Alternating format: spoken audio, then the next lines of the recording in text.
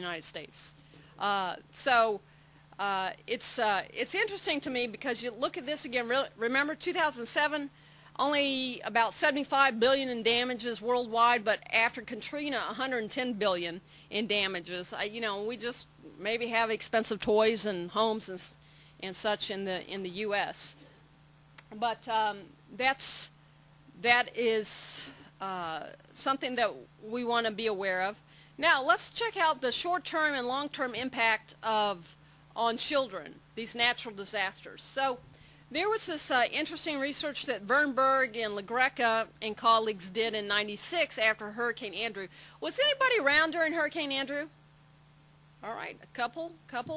Now, it was interesting because they found that 3 months after Hurricane Andrew, 56% of children had moderate to very severe symptoms, such as, well, what do you think the symptoms would be?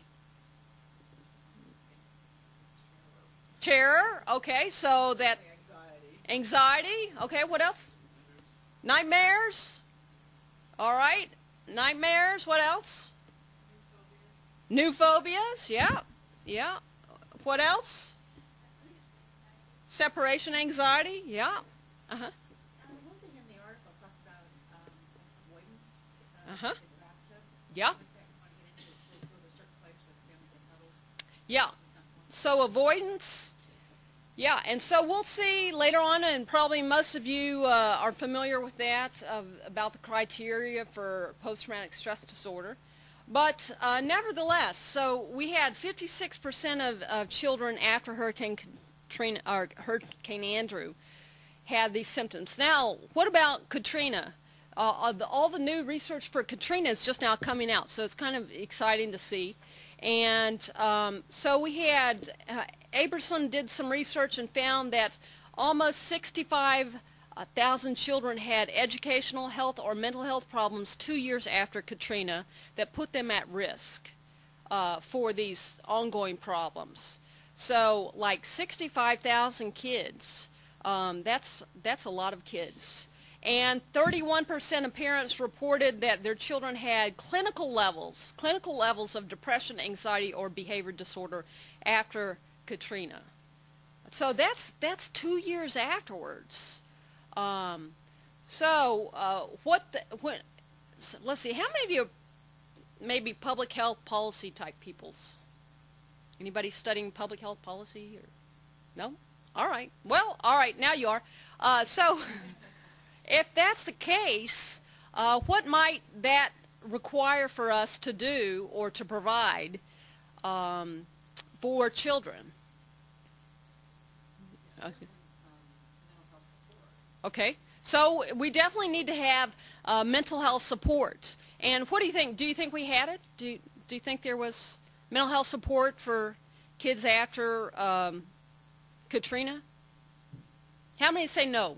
No mental health support. How many say yeah? There was maybe something.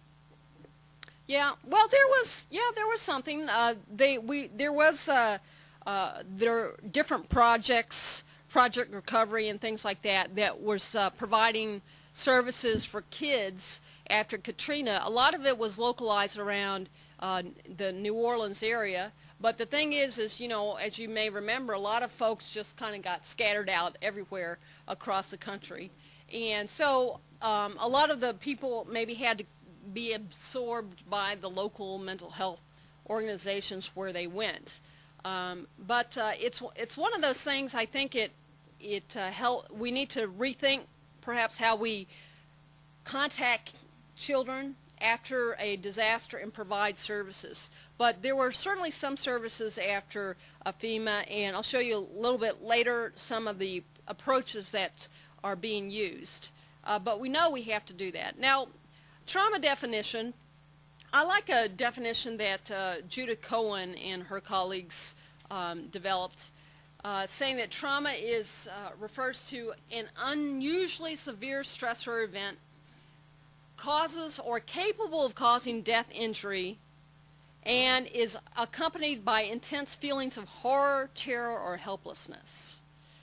So you have to have kind of all three of these things in order for trauma to occur. Now, check this out. This area of causes are capable of causing death, injury, threat. And so our friend back here talked about how sometimes people may have had a sense of trauma because of the fact that there was that anticipation, I might die. And it's kind of interesting because with trauma, that's kind of one of the key indicators you can check with people if they were traumatized, is that, well, see, this is where I can get in trouble with the mic on, but I'll just risk it. But sometimes it's called the, okay, let's just say that you're about to get in a major car accident and you're slamming on your brakes and you're seeing the car come right to you. What do you say automatically? Oh, stuff. Yeah, that's a good way to put it. Oh, stuff. Yes. So that's what you call that reaction, is that sense of, oh my word, I might die. And people are saying that, oh, stuff, because they're afraid that they're going to die. And so that's a big thing, is that sometimes then when you talk to kids afterwards, that's one of the things they assess for, is they say, what did you think was going to happen to you after or during this event? And sometimes kids will say, I thought I was going to die. And that's the thing, that's the terror that causes that terror in almost anybody, that they think that will occur. So let's check out the impact of trauma on children's neurophysiology. Now let me just check in here with you. How many of you would say, like, have you already studied the neurophysiology of trauma? I know you're going to, but have you had your presentation on it yet? You're going to have a great one. I saw in your syllabus. Dr. Solomon, I think, is coming, and well, Heidi's coming, and so you'll have a good one. So this is just like a real basic idea on how trauma might impact a children's brain. So look, there's our little brain. See this part right here, frontal cortex? What does that usually do? What's that frontal cortex help you do? Was that logical and reasoning? Okay, and what? Executive functioning, planning, and things like that, okay? So now, you know, I always thought it was funny that they say that a lot of times the frontal cortex, which is logical reasoning, planning, and such, doesn't maybe fully come online or isn't fully developed until like you're past 21 years old. Anyway, it does help you, and it helps children. So that's that part up here. And then you got this stuff down here, this cerebellum, and sometimes people have referred to this as, in neural pathways, this is the high road. So you have information coming in, and the high road is that it goes up to your frontal cortex where you can do some planning. The low road is where it kind of goes back to the back of your brain, which is often considered kind of reptilian, is that's just the basic functioning, the survival type thing. And so sometimes when, like, for example, you have to look at memory and how memory is processed. So if I asked you, what did you do for your last birthday? Did somebody have a birthday last month? Okay, well, what did you do for your birthday? Okay, you went to dinner. Do you remember where you went? No? Okay. All right, now there goes my theory. Whoop. All right, right out the window. All right.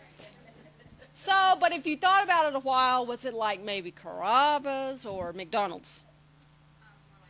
Okay, more like a Carrabba's rather than McDonald's. So usually when something pleasant happens in your brain, the memory kind of goes up here. It takes the high road and it's stored in the higher kind of parts of your brain. But when something really scary happens, it kind of takes the low road and it goes to a different part of your brain. It goes to more the right side of the brain, and the memory gets encoded in more of an emotional, I'm sorry, it goes to the left side of the brain. It gets encoded in the emotional parts of your brain. So let's kind of see how this ends up happening. So you have these different parts of your brain. Remember, we've got our high road or low road. And So we have